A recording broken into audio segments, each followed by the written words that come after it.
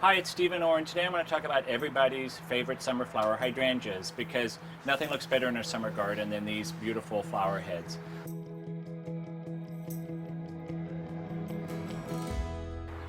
So one of the things people get most confused about is when to prune their hydrangeas, or if they need to prune them at all, because everybody's afraid of cutting off all these beautiful flowers when they prune. First thing I'll say is that you don't really have to prune if you don't want to. Most people prune hydrangeas more than they need to be pruned. You can actually look and see how the bush is growing. Some plants get a little bit tall or kind of floppy. Those are plants you might want to prune, and you just need to know what time of year to do it. The two big groups are the macrophylla group. Macrophylla means big leaf hydrangea. These are the plants that have these big beautiful green leaves, and those green stemmed hydrangeas need to be pruned after they bloom, and you'll get blooms for next year. So they bloom better that way.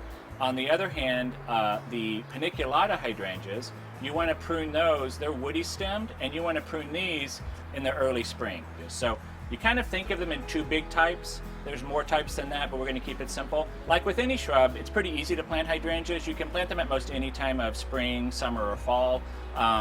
You plant them to the depth that they're at in their pot. Also, you want to look at the guidelines on the instruction tag to make sure that you space them properly, because some of them get really, really large, like an oak leaf hydrangea, and other ones are bred to be dwarfed, so they'll only take up a little bit of room. And then the second big tip for success is you need to make sure you water. And hydrangeas, if you kind of think about the name hydrangea, hydra, that means water. And since it has water in its name, you're pretty much going to be assured that it wants a lot of irrigation. So one of the things I notice in hot weather when I come home is that even a day or two of no rain, some of the hydrangeas will really start to wilt.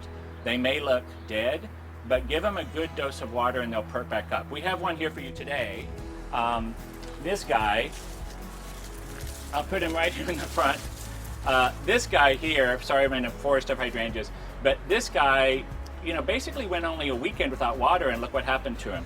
So if you get a situation like this plant is not going to be pretty for the rest of the year. So what you need to do is just make sure it's well watered, and then I would just cut off all the flower heads and aim to get everything back to green leaves like these. So just wherever you see green leaves, start clipping back there.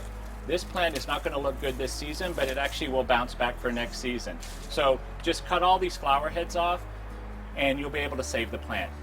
So following these few simple guidelines, you're going to have beautiful hydrangea blooms for years to come.